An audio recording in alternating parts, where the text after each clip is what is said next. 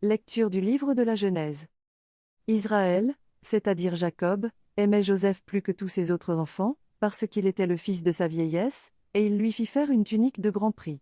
En voyant qu'il leur préférait Joseph, ses autres fils se mirent à détester celui-ci, et ils ne pouvaient plus lui parler sans hostilité. Les frères de Joseph étaient allés à Sichem faire paître le troupeau de leur père. Israël dit à Joseph, « Tes frères ne gardent-ils pas le troupeau à Sichem? Va donc les trouver de ma part. » Joseph les trouva à Dothan. Ceux-ci l'aperçurent de loin, et, avant qu'il arrive près d'eux, ils complotèrent de le faire mourir. Ils se dirent l'un à l'autre, « Voici l'expert en songe qui arrive. C'est le moment, allons-y, tuons-le, et jetons-le dans une de ces citernes. Nous dirons qu'une bête féroce l'a dévoré, et on verra ce que voulaient dire ces songes. » Mais Rouben les entendit, et voulut le sauver de leurs mains.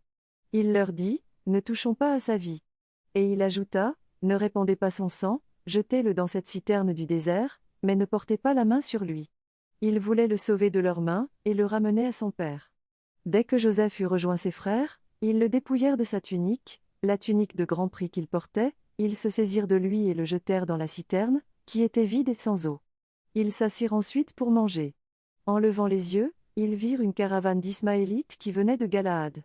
Leurs chameaux étaient chargés d'aromates, de baume et de myrrhe qu'ils allaient livrer en Égypte.